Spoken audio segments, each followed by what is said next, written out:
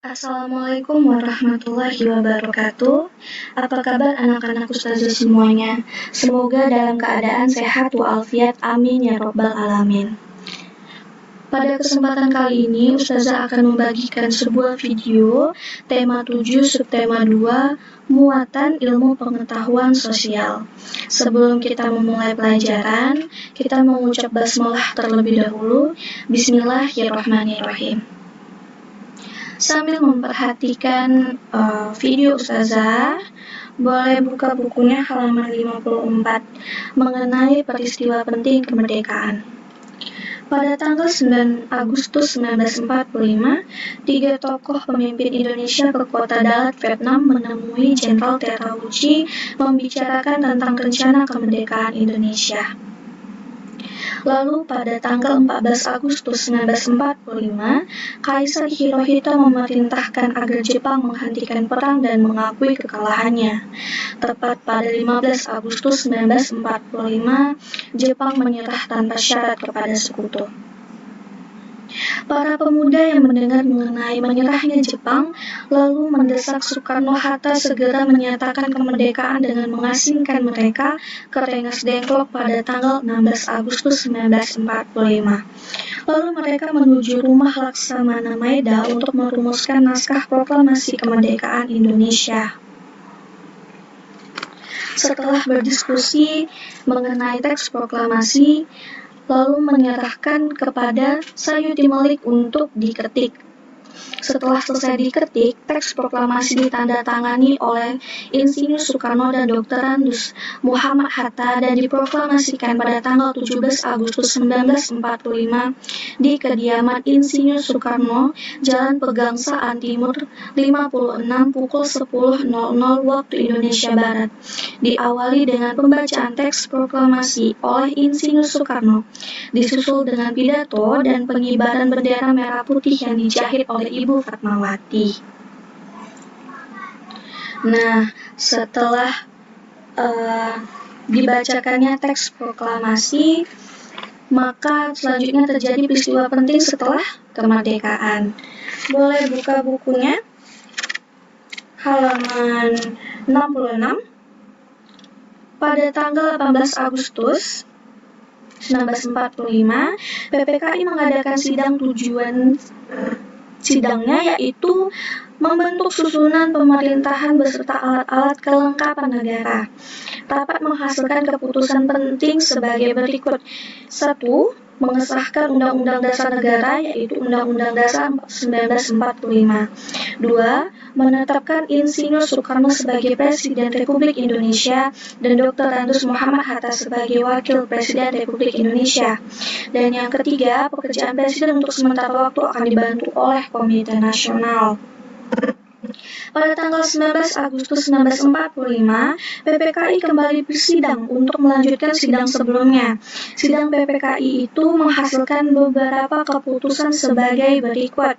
Yang pertama, menetapkan 12 kementerian yang membantu tugas Presiden dalam pemerintahan.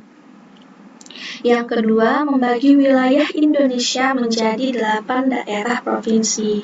Nah, pada awalnya Indonesia itu dibagi menjadi 8 daerah provinsi.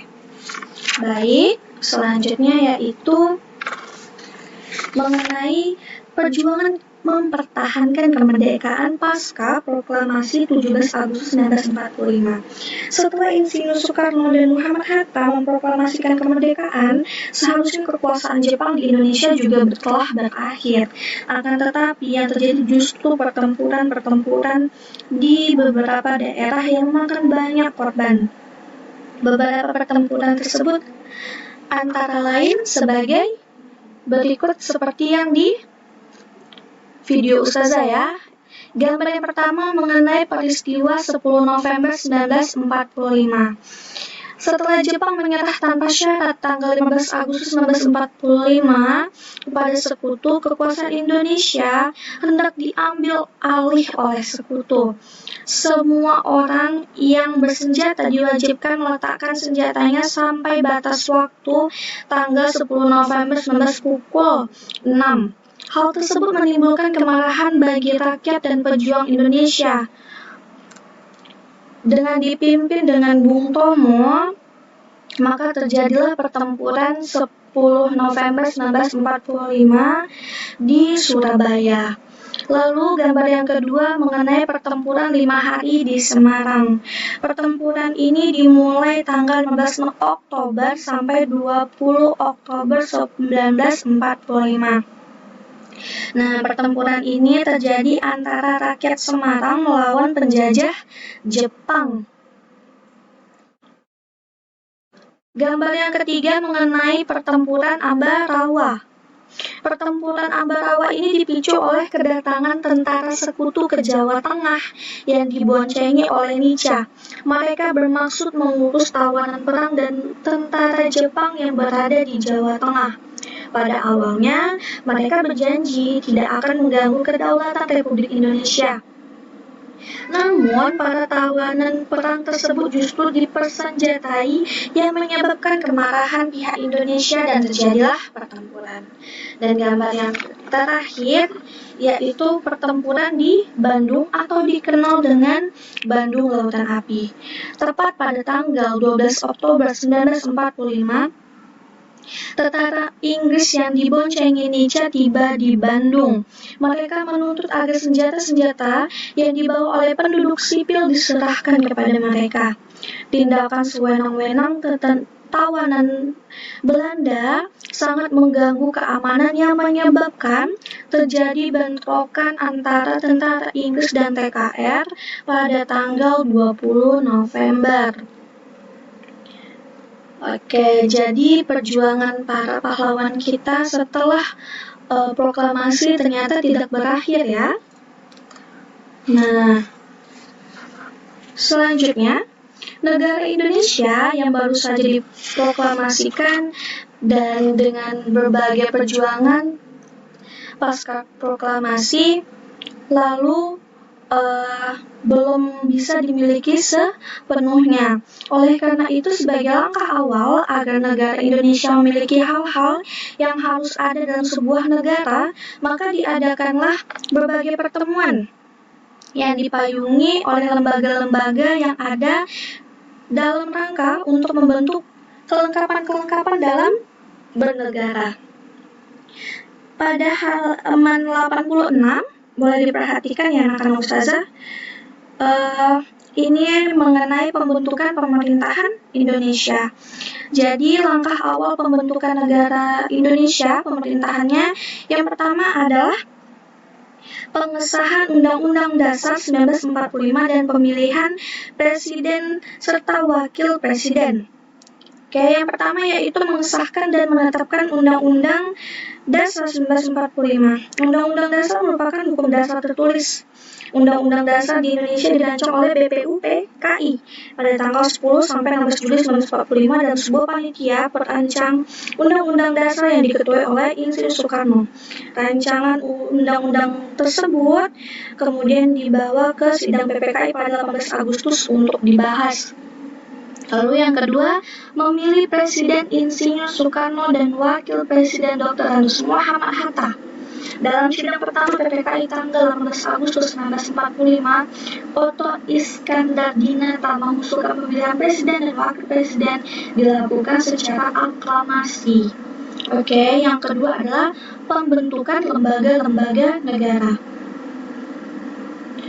Yang pertama adalah pembagian wilayah provinsi. Boleh perhatikan halaman 87. Republik Indonesia yang telah dibagi menjadi 8 provinsi akhirnya memiliki masing-masing gubernur ya.